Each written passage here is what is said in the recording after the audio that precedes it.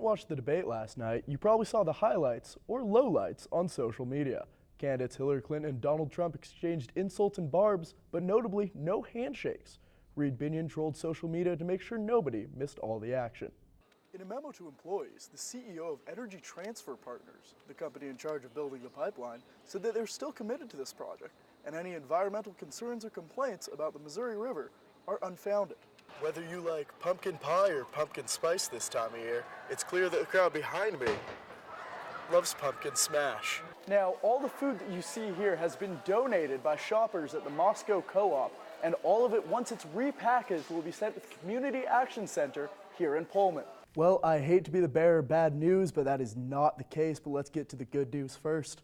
So, we had a high of 82 today, beautiful sunny day. No until fall that happened, but we got down to about 70 right now, and we'll be getting colder later on into the night. Now, authorities don't know if the men had a permit or had checked for a gas line ahead of time, but they say that they will be investigating that in the near future. Poverty is a real issue here in Pullman. Something the event behind me, the food repackaging event with the Moscow Co-op, is looking to combat. You know, the Cougars are playing Colorado this weekend, and the Cougars are getting a huge boost to their defensive line for this game. And when I say huge, I mean it. At 6'3" and 305 pounds, Robert Barber will be returning to the field for the first time since the Arizona State game on October 22nd. Prostate cancer, testicular cancer, and mental health issues are all killing young men at alarming rates. But Movember and University Recreation are looking to change that. Everyone knows about Cougar football Saturdays and tailgating during Dad's Weekend, but there's another tradition that's a little different.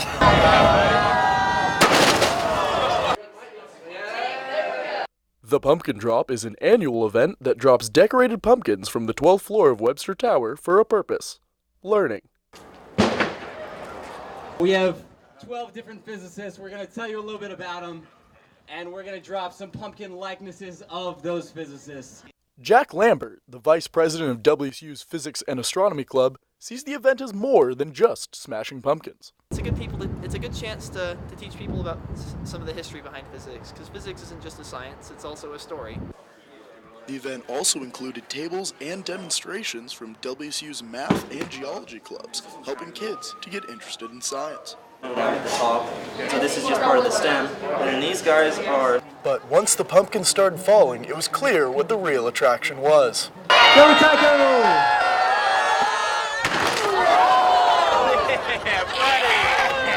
Marie Curie, Albert Einstein, and even Isaac Newton made pumpkin appearances, complete with a short bio and a final tower send-off. Whether you like pumpkin pie or pumpkin spice this time of year, it's clear that the crowd behind me loves pumpkin smash.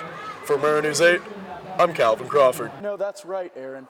While a lot of college students think being poor is not having enough money to go to the bar with their friends, poverty is a real issue here in Pullman. Something the event behind me, the food repackaging event with the Moscow Co-op, is looking to combat. ASWSU Give President Haley Windish thinks that it's important to get WSU students involved in this issue for one key reason. I know for sure Whitman County is the most impoverished county in the state of Washington.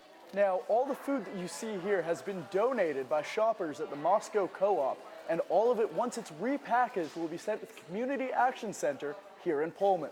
Volunteers at the Q are repackaging bulk foods like beans and rice into smaller packages with recipes and other info. Events like this during Poverty Awareness Week serve not only to help feed those in need, but also to raise awareness about the poverty issue here in Pullman.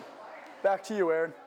Thanks, Colton. I'm here at the Edenmore Apartments in Moscow, Idaho, where just a few short hours ago, the Moscow Fire Department came to investigate a gas leak.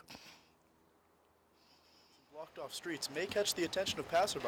Captain Justin Goodwin says there wasn't anything too out of the ordinary. Yeah, so we had dispatched out for a gas leak. Somebody was putting in a fence, and they hit a supply line to a gas meter. So we got dispatched through Whitcomb. Goodwin says that the leak started when men digging a hole for fence posts struck the gas line, causing the leak. Now, authorities don't know if the men had a permit or had checked for a gas line ahead of time, but they say that they will be investigating that in the near future. Drop and homework begins to pile up. Students may find it hard to find motivation to work out and stay healthy, but schools across the Pac-12 have come up with a solution.